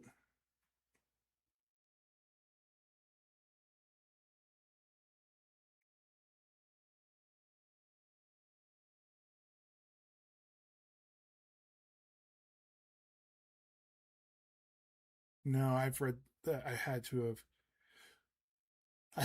I was right the first time. There are 6 that are shut and there are 4 that are open. They go over to an open one, they look into it. There's a skeletal remains of someone that just basically looks like they've been ransacked and destroyed. The sarcophagus lid is laying on the ground next to it. Definitely been ransacked from a previous group of adventurers or whatever. So they have to make the quandary. Are they going to be potentially considered grave robbers or leave this for someone else? I think, based upon the alignment of the party and the fact that I don't think all of them are lawful, this is not going to be much of a discussion. The cleric is lawful. The Orem is lawful, but he's lawful neutral. We have a neutral good on Hilda, and Twillard is neutral. And Rumwald is chaotic good. Now, I don't think Rumwald cares. Not Rumwald, excuse me. Ronilda.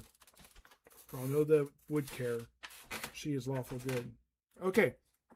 So, some convincing comes around, and they decide that anything that would be considered the churches, or if they can find the ancestry of this, they need to give it to that family, if at all possible. But for sure, they just shouldn't leave this up for people to do whatever with. So they try and open the sarcophagus. It's going to be a little bit of work. It turns out it takes 4 strong people. So in this case, we'll use Hilda, Rumwald, Twillard, and Orem to do this. The 2 lawful goods will observe, not from that far away, but from a distance. And essentially, they're going to get on the coffin like this, and they're going to open it. One of the sealed ones. There's nothing of value in any of the 4 other ones. here is for this one. I'm going to roll a d6. Anything I roll has to be re-rolled. So here's for 6. So we rolled a 4. I'm going to go ahead and keep track of that.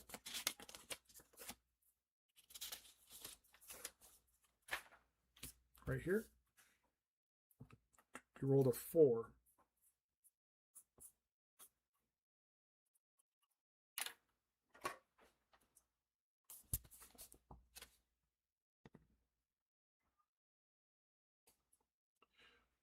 Okay, they open the.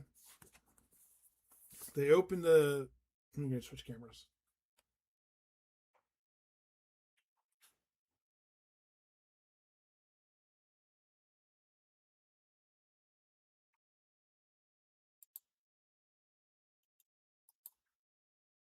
We're going to get this all set up with one of those Elgato shift things where you push a button and it just flips over. They're going to go and open number 4.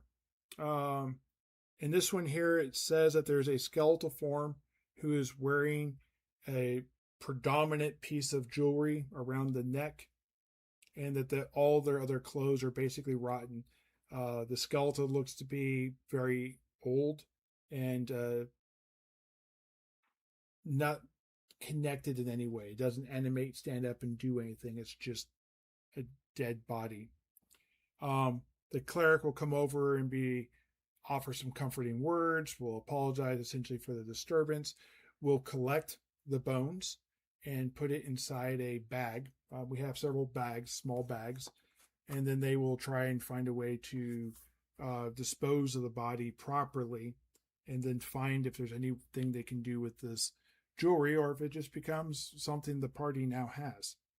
So we have chest or sarcophagus number 4. We're going to go ahead and switch cameras real quick so we can look at the next one. They're going to move like this over to the next one. Number 6. Interesting. All right, let me go ahead and switch again.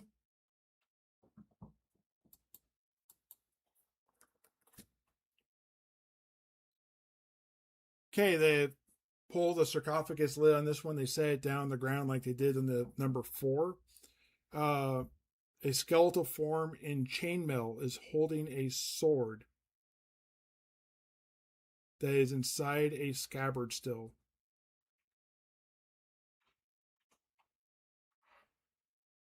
And I need to roll another 50% or less. Let me switch cameras real quick.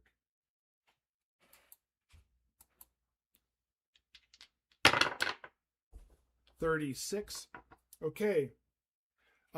Bursting from the north wall is a rat.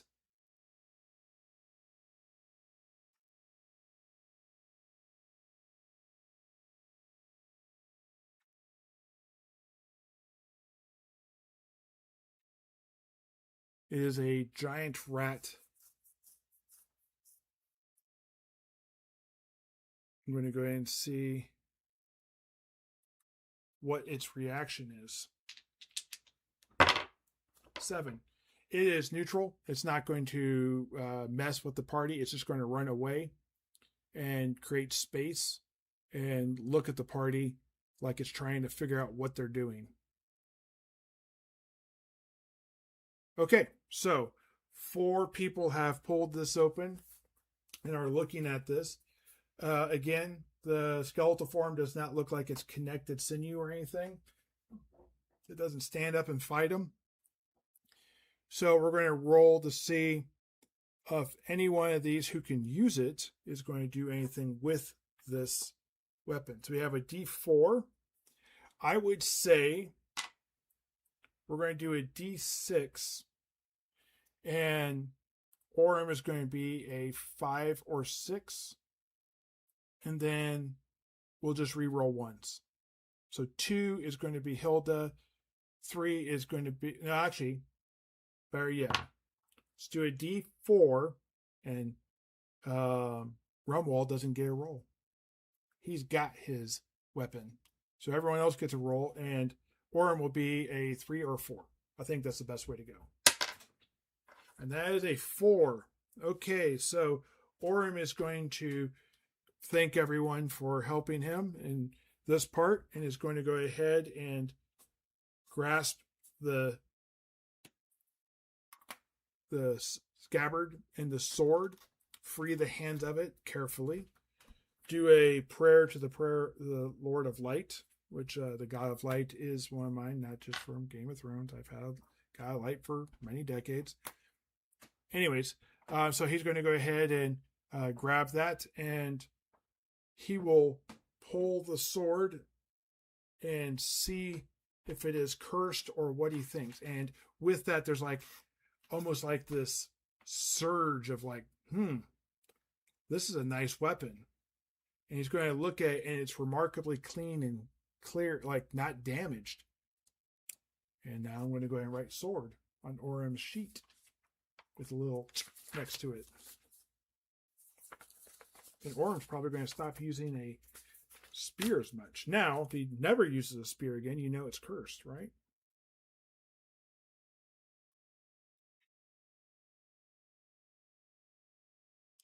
So he actually has a sword in addition. So I'm going to put the sword that he was wearing in his backpack, and the sword with an asterisk will be the sword he just found. And again, I'll do a card with some sort of like description and like a little fluff text and all that type of stuff. So they have found a piece of jewelry, which is seemingly valuable, and they have found a sword. They're kind of excited to continue. The question is, when should they stop? Right? I mean, that's the question. When do you stop? There should be a point in where this could be bad.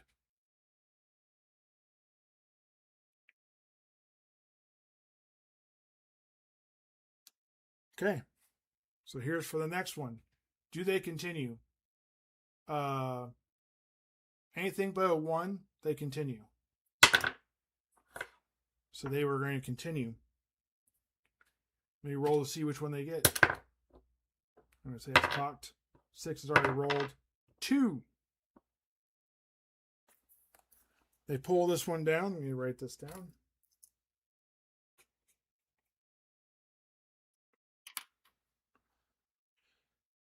Contains a partially clothed skeletal figure, which is holding a dagger in a scabbard that has jewels in the hilt of the dagger. And it's across the chest, kind of like you've seen like the knights of whatever, and they're holding their weapons.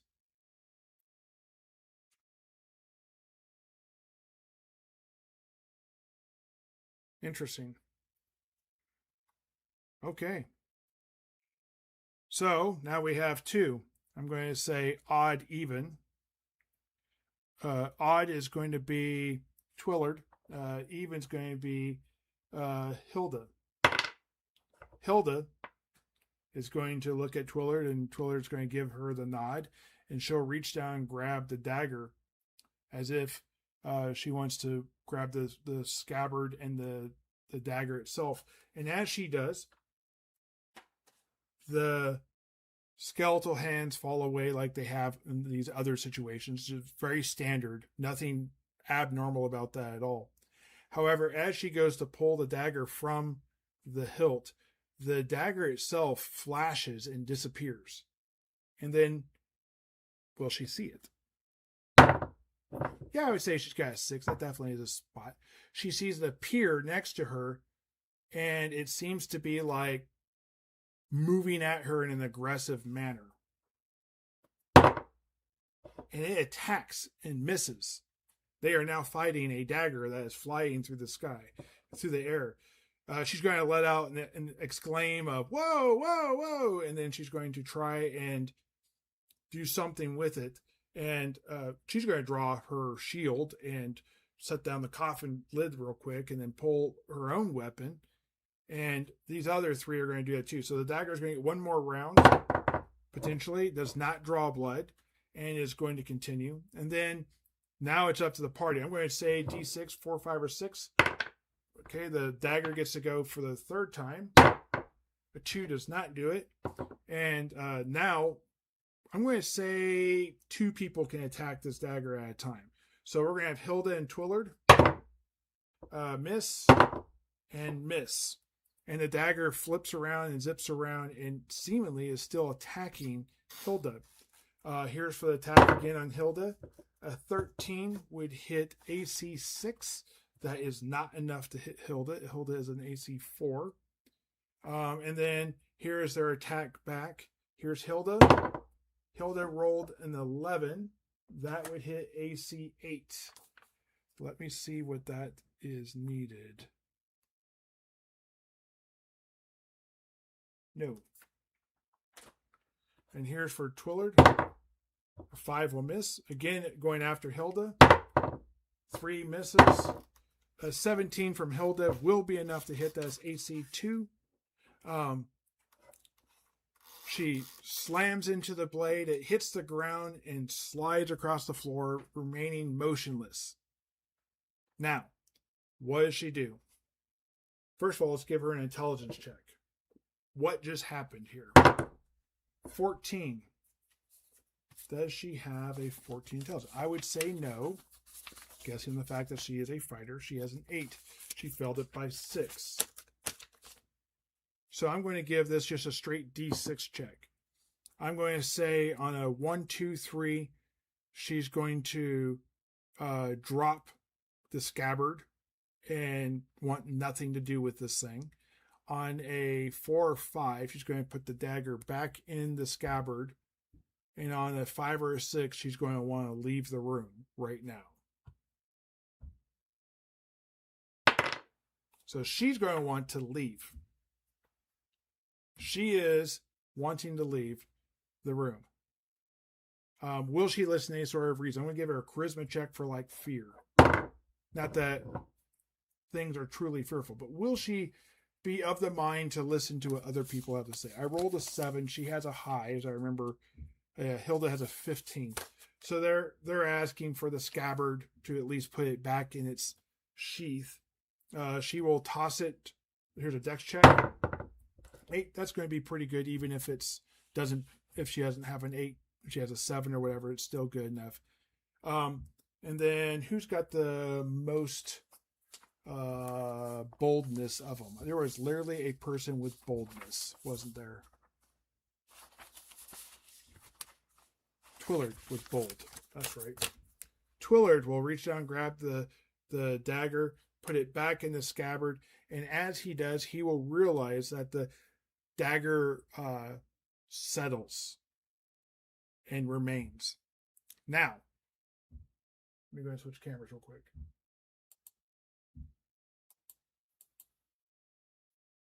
Here's the interesting thing. There's no rules that I can find that talk about dancing or fighting daggers like this. And what does that mean? Is this thing always going to attack you? Is there a way to bond to it, attune? I don't think there's anything in it. Let me check one section where they have magic items to see if there's anything in here. I'm pretty sure there's nothing in here.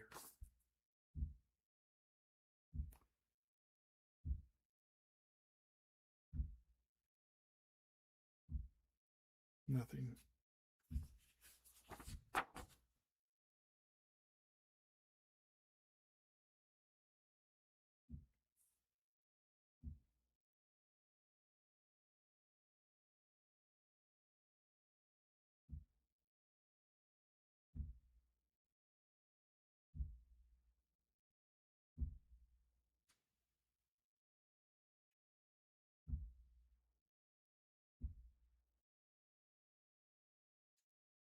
Okay.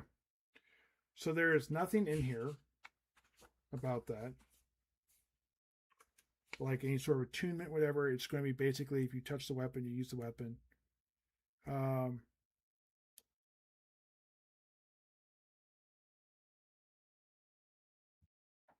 So this is an item that has no magic item.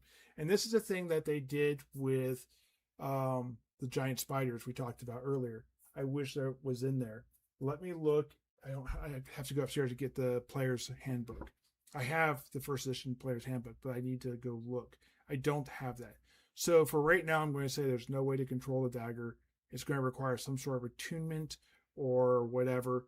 They'll give it back to Hilda. Hilda's going to piece knot it to make sure it can't leave the scabbard again and put it inside her backpack and not use it for right now. It's going to require research. They happen to have the liaison for their patron, though, who is a sage and would know these things. So now the question is, they have 3 sarcophaguses left still to open. Sarcophagi, I guess. Do they continue or do they leave? They still have to get Alfred out. They still have these other things. They've got some good equipment. Do they push their luck? I'm going to say on a 4, 5, or 6, they push. They haven't seen anything that scares them into wanting to stay here anymore. And there's only 3 left. So we're down to literally like the last bits of it. So I'm going to switch cameras real quick. Let me check the chat to see if there's anything I'm missing before I do.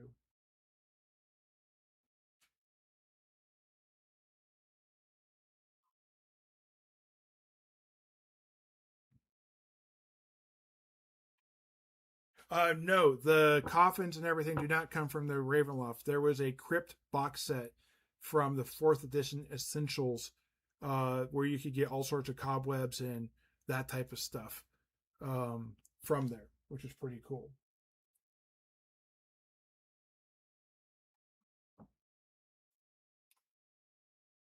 Yeah, would a good cleric be a part of grave robbing?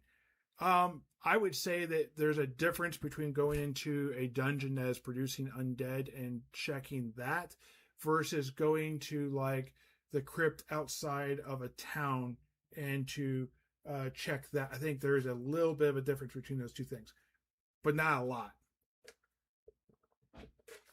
And there's going to be an attempt to get the bodies into a place where they're going to have actual rest, not in a place where potentially undead could be.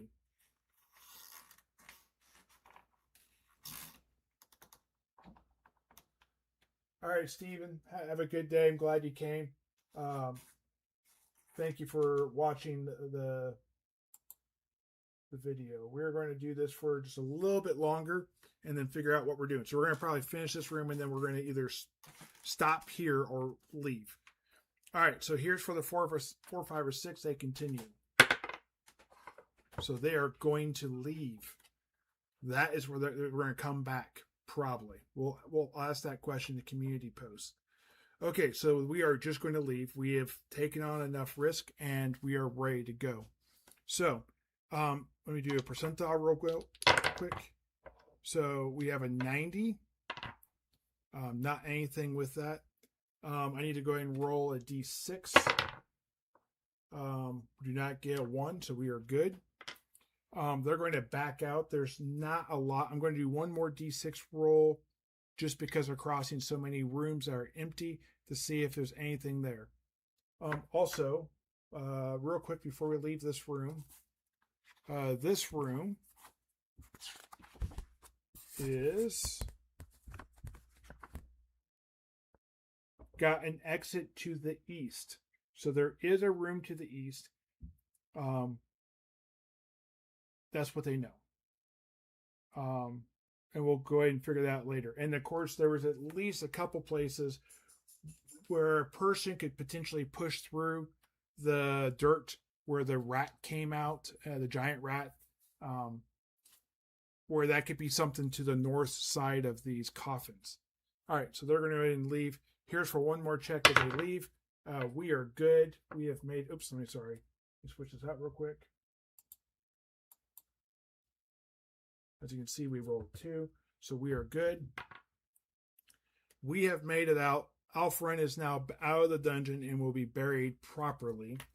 I'm going to switch again back to the other one. So what I'm going to do is I'm going to go ahead and figure out the loot of what they're going to do. They're going to find out about the jeweled dagger. I'm going to do this over the next couple days of real life time, and I will do a community post on what actually needs to happen. So look for that there. And then when we come back in here, they'll either be doing the thing they need to do to use the dagger or sell it if it's not worth it, or whatever. They're going to find out that both the dagger that Rumwald has and the sword that Orm has are both positively magically enchanted. They're both going to help them in fighting. So that's pretty awesome. They're going to spend probably a week out at least. We're going to see how well we're going to be able to do the game in plate mail. I want everyone in plate mail. Let me go ahead and roll real quick. So let me do a luck roll real quick on camera. So D20 roll. That is a 9. So it's going to take 2 weeks. So we're going to spend 2 weeks. We're going to spend 2 weeks doing this, where they're going to be trying to get everyone outfitted in plate mail, and between the loot they have found and all that, they're going to go ahead and equip them with that. I don't know if anyone is going to level. We do have Aldberg, who is fairly close. And I will look and see, because I don't actually know how much XP the spider has.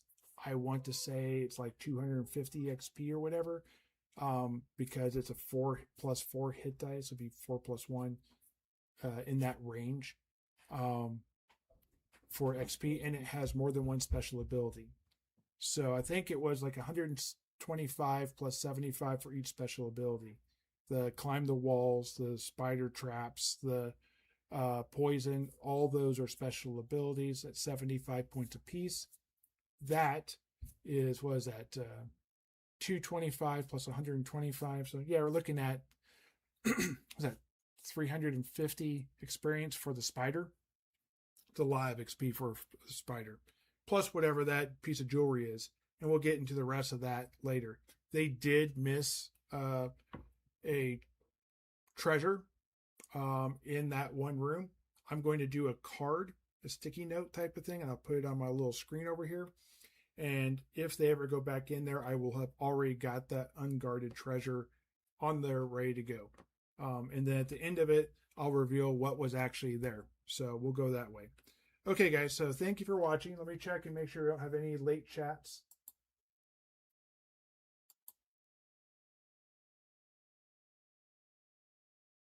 If you have any questions and you're currently watching, please feel free to go ahead and ask a question. I'm going to spend about 30 seconds or so on like an outro, and then I'll go ahead and end the stream. And then, of course, you can always ask questions, and I will respond to it below the video or in community posts. So this is Zenopus Tower Part 4. We have a lot more dungeon to go, as you can see. The rats coming out of the wall to the north is interesting. I don't actually know what that does or is. I just know that was a thing that was supposed to be. It's one of the few story parts I have found in Zenopus Tower. A lot of it is just room setting, and the room is isolated by itself and contained within itself. Nothing is spilling over from other rooms. The trap that we had in the hallway was me just adding a trap to a corridor, because if you have an open area and you're rolling monsters for that being there, you're supposed to do 3 rolls, one for the creature, one for unguarded loot, and then one for a trap. And I decided to use that as the trap. So we have a major bad guy down. We have actually got 2 of them down. One is the ghouls. Those won't be coming back, thankfully. And the spider is being gone is a big thing. Technically, the goblins in the first room was a one-time thing, and we don't know what's going on with the mechanical room with that statue. But that's those aren't really big story parts. This is the first thing that might actually have something coming from the story. Thank you I'm glad you enjoyed the session. You guys have a great day. Keep rolling those dice. See you guys in the next one. Hopefully this weekend, maybe. We'll do part 5. Cool. Have a good day. Bye.